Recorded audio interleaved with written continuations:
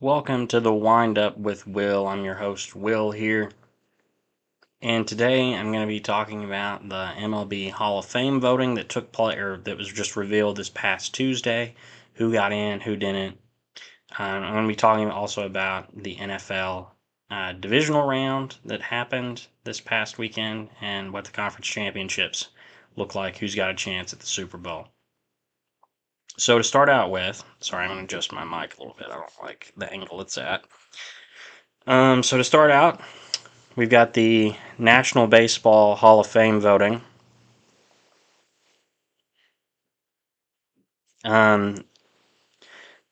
Former Pirates, Marlins, Rockies, and Tigers manager Jim Leyland was voted in by the Contemporary Baseball Era Committee. That was last month. I still don't know why there's kind of a committee that puts managers in. I'm sorry, the lighting here is a little weird. I don't know why there's a committee that elects managers to the Hall of Fame, but voters don't get to vote on managers. I don't understand that. But the voting for players did take place, and we have 3 new inductees in the National Baseball Hall of Fame. We have Adrian Beltrade, who got 95.1% of the vote. He needs 75% to get in. Todd Helton, who was close to getting in last year, got 79.7%. So he got enough, got in. And Joe Mauer, his first year on the ballot, got 76.1%. Just enough votes to get in. Joe Mauer. The other people getting votes that just missed out, Billy Wagner, this is his second to last year on the ballot. He got 73.8%. Based on him trending up over the past few years, I think it's very likely he gets in next year. We could do a whole deep dive on the weirdness of Hall of Fame voting in baseball. But I think Billy Wagner will for sure get in next year. He was close this year, and he's just trending up where he's going to get in. Gary Sheffield, his last year on the ballot, he only got 63.9%. Andrew Jones, who has trended up the past few years, is at 61.6%. I think Andrew Jones will eventually get in. Carlos Beltran is at 57.1%. I think what's holding him back is the Astros cheating scandal. I think if he didn't have that, he would already be pretty close to getting in the high 60s, maybe low 70s, or he might have already been elected in either this year or last year. But I think the Astros cheating scandal, I think, is what is holding him back. Sorry, my lighting is. I think it's the bright light from that window that it's messing with the camera, or affecting how the camera views me. But if it wasn't for the Astros cheating scandal, I think Carlos Beltran probably would have went in last year or this year. Alex Rodriguez only got 34.8% of the vote. He's not going in. I'm sorry, all you steroid deniers and people who don't care about steroids. He's not going in. Manny Ramirez only got 32.5%. He's not going in either. Chase Utley got 28.8%, but it's very interesting the people behind him that got less votes than Chase Utley.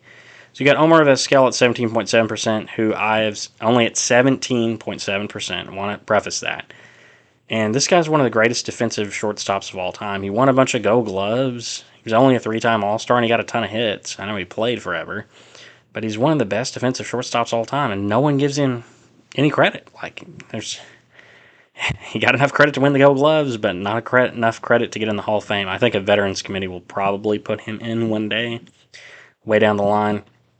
Bobby Abreu only got 14.8%. And Bobby Abreu had a really good career. Kind of surprising that he's that low, but you just never hear anyone talk about him. Jimmy Rollins, this is the one that surprised me. He only gets 14.8% of the vote. And I would say Jimmy Rollins is by far a better player than Chase Utley. I mean, the batting average is lower. I think the on-base percentage is lower, but Jimmy Rollins won an MVP. He was one of the better shortstops in the game for a short span. Chase Utley was one of the better second basemen, but he kind of fell off towards the end. I know Jimmy Rollins fell off too, but Jimmy Rollins won an MVP. So I don't know why he's getting like half the vote that Chase Utley is. I don't understand that. Andy Pettitte only got 13.5%. Cheater, he's not going in. Did steroids. Mark Burley only got 8.3% of the vote. Really solid pitcher, had a really good career, but just not Hall of Fame worthy, I don't think. I think he'll go into the White Sox Hall of Fame, probably get his number retired by the White Sox, but he's not going to go into the Hall of Fame. He'll go into the White Sox Hall of Fame, but not into Major League Baseball's Hall of Fame. Francisco Rodriguez, also known as K-Rod, he only got 7.8% of the vote. I think he really should have more of a case than some of those people ahead of him, because he's got like 400 some saves, and he's up there like all the time, and I think strikeouts among relievers. So I don't really know why he doesn't get more credit. Maybe we'll see him get more traction later on, or maybe a Veterans Committee will find favor on him and put him in one day. Torrey Hunter, 7.3% of the vote. To me, it's criminal that Torrey Hunter is thought of as so lowly, because this guy has like nine Gold Gloves and playing center field or anywhere in the outfield. 270 batting hitter. I think he's no. Let me pull up his stats, because I think he has a better batting average than I always think.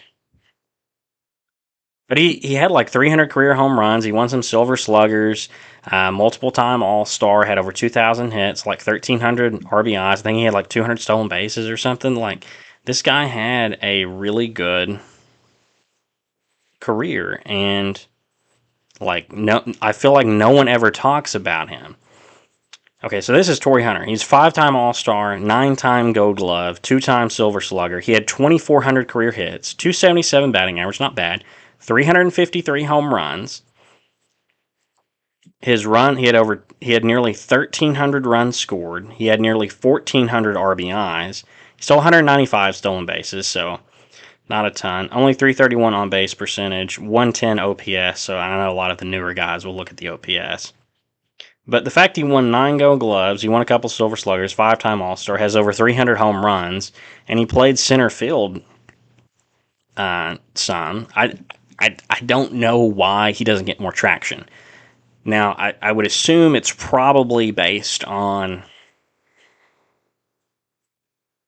he didn't have Andrew Jones type numbers, or Mike Trout type numbers, or Giancarlo Stanton, or, he's not putting these massive numbers up, but he's putting up great defensive stats and 19 Gold Gloves. He maybe I shouldn't say great defensive stats. I don't know his defensive stats. But nine Gold Gloves. That's like making, for you who don't know, it's like, it would be like making 9 first defensive team all NBA. Like it is showing that you are one of the better defensive players in the game, like for your position, if you're winning this. And I know they'll say some people win it on hitting, but Torrey Hunter is a good hitter, but like he's not winning this award because he's hitting 35 home runs every year like some guys do. He's winning this because he is a great defensive player. He's putting up really good offensive numbers, but like it's not superstar offensive numbers. It's really good offensive numbers, and he's winning 9 Gold Gloves. This guy has a reputation for being a good defensive player. If we can put guys like Ozzie Smith in the Hall of Fame for basically just being the best defensive shortstop all time, then we have to put guys in for being one of the better defensive outfielders all time, or defensive first basemen. Like the people like Keith Hernandez and Don Mattingly never really got enough credit for that and enough votes. And now that years later that they're up in both of them are in their 60s, there seems to be kind of a push amongst fans, especially people like my age, that are like, okay, well, these guys were great defensive players and good hitters and MVPs. Why are they not in the Hall of Fame? So that's my view of Torrey Hunter. Now, I know he doesn't have an MVP. I don't know his postseason stats. Actually, I could find his postseason stats here. Similar numbers to what he has in the regular season: 274 batting average, 340 on base. But I think Torrey Hunter should have. I think he should be viewed more highly than he is. Also, you've got my favorite player of all time, David Wright. He only got 6.2% of the vote. I was happy to see him stay above the 5% threshold. If you get less than 5%, you're off the ballot. So I'm glad to see him stay on the ballot for at least another year, maybe get some more votes, work his way up. I don't think David Wright's going in. He was on track to have a Hall of Fame career before spinal stenosis and a lot of other injuries. A lot of other injuries, and then really spinal stenosis was the nail in the coffin that ended what was going to be a Hall of Fame career for him. He was on pace to probably have around 3,000 hits, have over 400 home runs, be around a lifetime 300 hitter, really high on base percentage, maybe, and he probably won't win another Gold Glove over Nolan Arenado, but he was known as one of the better third basemen in the game, not only for his era, but he was putting up numbers that were on track to be up there amongst the all-time great third basemen, which is why he was on track to have a Hall of Fame career, and he has a lot of the Mets' records in terms of offensive categories, hits, RBIs. I think he leads in runs scored, on base percentage. He's second all time in home runs for the Mets. So he was going to have and if he continued playing, he was going to have the home runs record. He was going to have every offensive record for the Mets outside of stolen bases, because I think Jose Reyes holds that.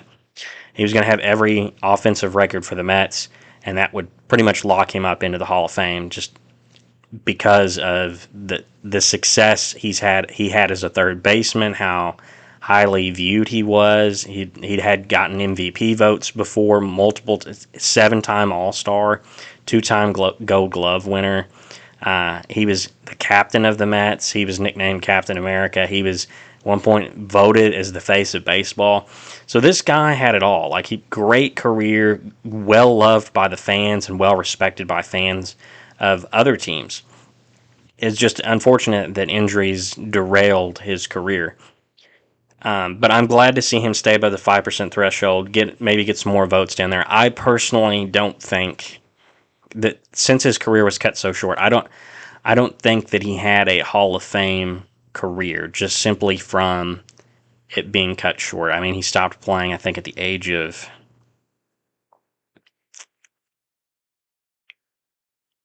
32, maybe 33. I feel like it was 32, 33, maybe.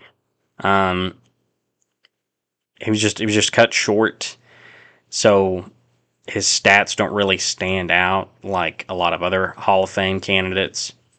Now, he had a really good career that he did have. He will go into the Mets Hall of Fame undoubtedly, have his number retired by the Mets one day, but I don't think he's going to get into the Baseball Hall of Fame. Now, maybe that could change. Maybe years down the line they relax how strict they are at who they vote in, and maybe he gets put in by a Veterans Committee, or maybe, people think, well, he was going to have a Hall of Fame career, and maybe they do vote him in. But I don't really see him getting voted in. I think I don't see him getting in. Now, there were people the players that got less than 5% that dropped off the ballot were Jose Bautista, Victor Martinez, Bartolo Colon, Matt Holliday, Adrian Gonzalez, Brandon Phillips, Jose Reyes, and James Shields. What's really surprising to me is that Jose Reyes got 0 votes. The same as James Shields. So you're telling me that Jose Reyes, who stole 500 career bases, is the same as James Shields? I think that's atrocious. I don't understand. I can understand people not wanting to vote Jose Reyes, not viewing him as one of the best players in the game, not having the numbers as someone like Cal Ripken or Derek Jeter, or the reputation of either of those players. But to get 0 votes, I think that's just a bad look, because Jose Reyes had a really good career. Brandon Phillips, only 1 vote. This guy was one of the best second basemen in the game, one of the best defensive second basemen ever, and I feel like he just doesn't get enough credit for that. I understand if people don't want to vote him for the Hall because his offensive numbers aren't as good as some other players, and he didn't win as many Gold Gloves as someone like Ryan Sandberg, who's considered one of the best second basemen of all time. But to only get 1 vote, I think, is pretty sad. I don't know why. There's just a lot of issues with the voting in the Hall of Fame. Adrian Gonzalez only got 3 votes. I know his career kind of was cut short, but at one point he was one of the best players one of the best first basemen in baseball. Had superstar numbers at times. Put up superstar numbers at times. He only got 3 votes. Is kind of surprising to me. I would have figured he maybe got around like 10% of the vote, 7%, something like that. Matt Holliday only got 4 votes, which is kind of surprising because so many people push for someone like Dick Allen to make the Hall of Fame, where Matt Holliday's numbers are almost pretty close to Dick Allen. And Dick Allen seems to have this huge support of people that want him in, but Matt Holliday only gets 4 votes, which is kind of weird. And I think Matt Holliday was probably a better player than Dick Allen. I mean, he has a higher career batting average, contributed to postseason. I think Matt Holliday. A few years ago I probably would argue Matt Holliday was a Hall of Famer. I think Matt Holliday's a borderline Hall of Famer just because of his numbers. At so many All-Star appearances, he won a batting title. He contributed on postseasons for the Cardinals, and I think he was on the Rockies when they went all the way to the World Series. So he has had a very good storied career, and from what I always hear, he seems like that people love him, his teammates love him. I don't know why he doesn't get more love than he does. I understand if people don't want to put him in the Hall of Fame because they see it as he should belong in the Hall of Very Good, but he should get more. He should have got more consideration than just 4 votes. Bartolo Colon only got 5 votes. He got 1 more vote than Matt Holliday. Bartolo belongs in the Hall of Very Good. He also cheated and did steroids, which is what cements him as not getting in. Victor Martinez had some good seasons, but not a Hall of Famer. Jose Bautista, I expected him to get more votes. He was in the MVP runnings at times and put up superstar numbers at times. His issue was he didn't become a really good player until he was like age 30. So that's what hurts Jose, unfortunately, is that he didn't have a better career prior to going to the Blue Jays before turning 30. If he had that, maybe he gets in and maybe he gets viewed as someone kind of like Giancarlo Stanton of like, well, that if they had had more time, maybe he hits 500 or 600 home runs. But his issue was that he didn't become a really good player till later in his career, and he just doesn't have the full resume. I mean, that very short time he was one of the best hitters in baseball, best home run hitters. Has that iconic moment of him flipping the bat after that 3-run home run against the Rangers in the playoffs. I'm kind of surprised he didn't get more votes. I don't think he'll go in. I don't think he'll get voted in. I don't think a Veterans Committee will put him in. I think maybe down the line a Veterans Committee might consider him, but they're not gonna put him in. But I'm just kind of shocked he didn't get more votes there. I know I've gone on a little bit about the Hall of Fame voting. I will explore who's on the ballot next year. But right now, we're going to move over to the NFL real quickly because I'm actually short on time. I've got to be somewhere in a few minutes, so I've got to wrap up filming this. So if you didn't know, Jim Harbaugh left Michigan and is now the head coach of the Los Angeles Chargers. Kind of surprising move, for me at least, because I would have just thought no one would want to go work for the Chargers, but that's just me. But Jim Harbaugh is a visionary. He has taken multiple football teams from the ashes and brought them to greatness. So he can do it again. Good hire by the Chargers. Kind of an odd choice, I think, for me for Jim Harbaugh, who just won a national title at Michigan. Maybe could have had more success there at Michigan, winning a few more titles or just competing for titles. But he has cemented his legacy as one of the great coaches already, having success in the NFL and in college and multiple programs in college. So he's cemented himself as a great coach already, and I think this is just what, as some people have mentioned, why he wants to go to the NFL. He wants to win the Super Bowl. He's seen his brother win a Super Bowl. His brother has a chance to win another Super Bowl this year. Jim's won the national title in college. His dad has won a national title in college. So he's wanting to go after the Super Bowl now. That's the only thing he's really lacking is that. That's the Infinity Stone he's missing. So good hire by the Chargers. That's a good improvement there. My Tennessee Titans hired Brian Callahan, the offensive coordinator from the Bengals. I was blanking for a second there. The Bengals. I think it's a good hire for the Titans. They need an offensive-minded coach. I love Mike Vrabel. I wish we hadn't fired him. I love Vrabel. I wish he'd come back. Some issues, though, were offense at times. In his tenure there, the Titans were on average with the 27th ranked offense in the NFL. They needed to improve on offense, and times Vrabel was too loyal to some of his coordinators, specifically on offense, who were not very good at their jobs. So bringing in an offensive-minded coach to be the head coach, I think, is a good move for the Titans. You've got a young quarterback. You're kind of in maybe a slight rebuild. Well, probably almost at this point, maybe just a full rebuild if you're losing Henry. So you need a new offensive mind. You need to improve the offense. That's a good hire by the Titans. Now, getting into the actual playoffs took 20 minutes to get to that. Get in the NFL playoffs last weekend. The Ravens, the number one seed in the AFC, hosted the Texans. They destroyed them 34-10. Now at halftime, I think at halftime the game was 10-10. The Ravens are just continuing to show why they're the best team. They have a great defense. Lamar can lead them on offense to score when they need to.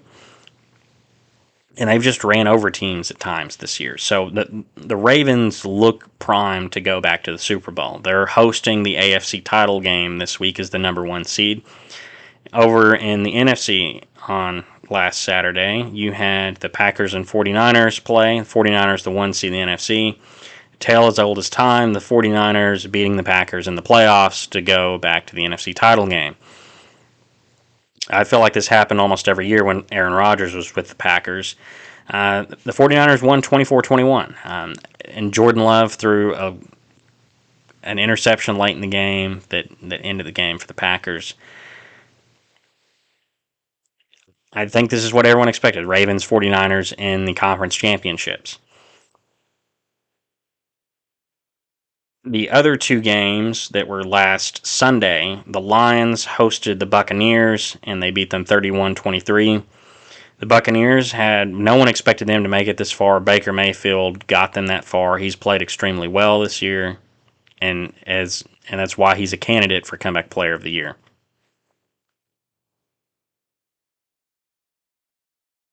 And the Lions are going to their first NFC title game since 91. Yeah. The Lions are going to their first conference title game since 91. And a lot of their players weren't even born then. So it's an exciting moment for Detroit. I've heard that the crime rate in Detroit has massively dropped. That's what they need to do all along, is just make the Lions good and just fix the crime problem. But if they win the Super Bowl, like, there'll be riots throughout the city. And then the Bills hosted the Chiefs. The Bills were my pick to win the Super Bowl. My hope to win the Super Bowl against the 49ers. But they have went out to they lost to the Chiefs 27-24. The Bills had chances to win this game. I watched this game. The Bills had multiple chances to win the game, to score. They came up with some big stops at times, but they just failed to score.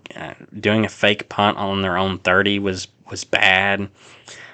They just made some boneheaded plays, and they missed a field goal at the end of the game that would have tied it.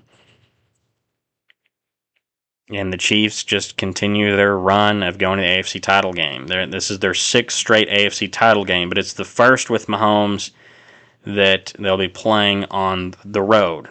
The Bills game that they just played was the first playoff game they've played on the road. And they went and showed they can win it. I think, and let's look at what time the conference championship is. So the Chiefs-Ravens play tomorrow at 2 o'clock.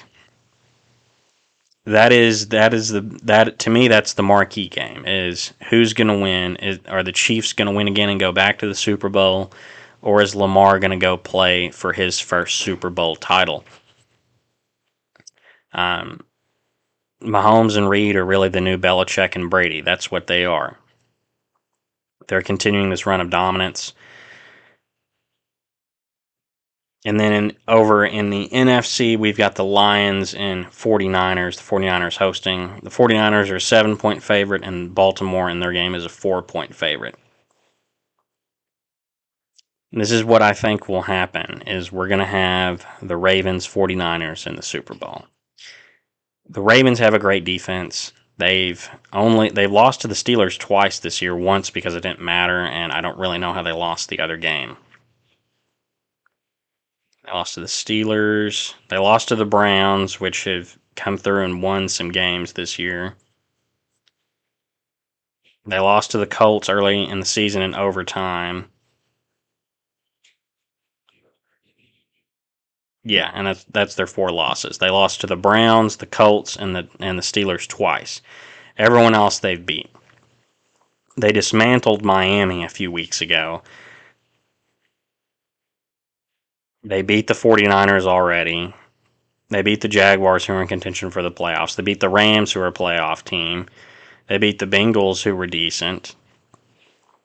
They destroyed the Seahawks, who at one point were in the running for the playoffs. They beat the Lions pretty handedly.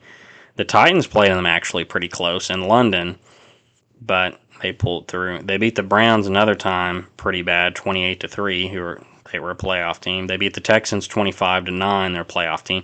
The Ravens are they're just the full package. They have this great defense. They have a good offense. Lamar is slippery. He can run at any point. He can throw it. The Ravens are my pick to win the AFC title game and go to the Super Bowl. In the NFC, you've got the Lions, 49ers.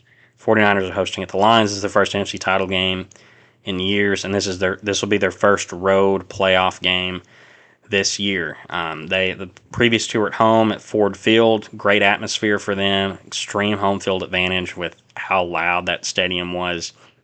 They wouldn't have been playing on the road in the divisional round if the Cowboys could have somehow beat the Packers. But I digress. So they're playing the 49ers at San Fran now. Really, it's Santa Clara, but whatever. It's at San Francisco. The 49ers are going to win. I think this will be a good game. I think it'll be a good matchup. But I think the 49ers are going to pull it through. The 49ers, on paper, are one of the most talented teams in the league. They've got a good offense. They have a good defense. Their quarterback is pretty good. They've got the best running back in the game. They've got one of the best defensive players in the game.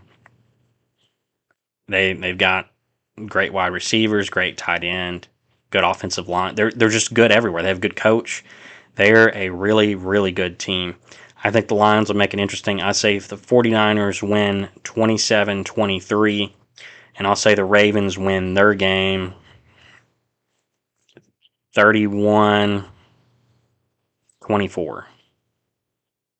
I think Mahomes and the Chiefs will make it interesting and find ways to score. But I think it'll be too little, too late. I think they'll be scoring at the end of the game to cut it to 7, and then going for an onside kick that'll fail because the Ravens are the better team. I feel like this is going to be the game a few years ago where the Ravens played at Kansas City and were behind and kind of made a run and tried to make it a game. I feel like that's kind of what it will be, except reverse. That the Ravens will have the lead. The Chiefs will make a run and try and make it close, but the Ravens are going to hold on to win. We're going to get a rematch of the 2012 Super Bowl and a rematch of just earlier this year.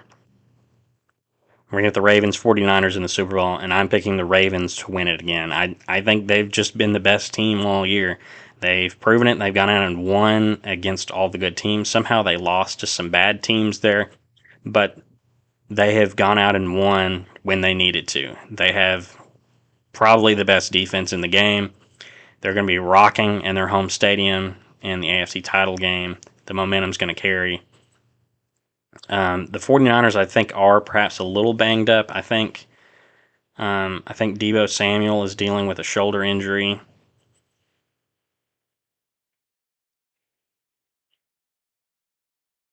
Might take a second. Well, I won't look for it.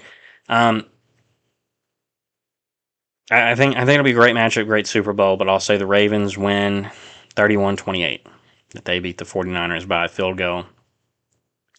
I think the 49ers, well, I'll change that. I'll say they win 31-21 because when they played earlier, it wasn't as close. Say 31-21, Ravens will win by 10 in the Super Bowl. Not saying that to down the 49ers and say they're a bad team, but I think the Ravens are just that good. They beat the 49ers earlier this year, like 31 to, what was it, 19, I think.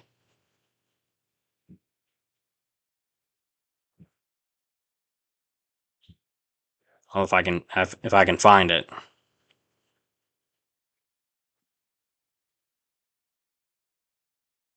Where'd it go? Where'd it go? Yeah, they won 33-19 early in the year, so they beat them by 14. I think the 49ers will make it a little closer this time, but I'll still pick the Ravens to win the Super Bowl. That's my pick. That's all the time I've got for this video. It went on a little longer than I thought, but I've got to go somewhere. So, yeah, let me know your thoughts down below. Who's going to win the conference title games? Who's going to the Super Bowl? What do you think of Jim Harbaugh leaving Michigan? What do you think of the MLB Hall of Fame voting? All right, I'll see you on the next video. Bye-bye.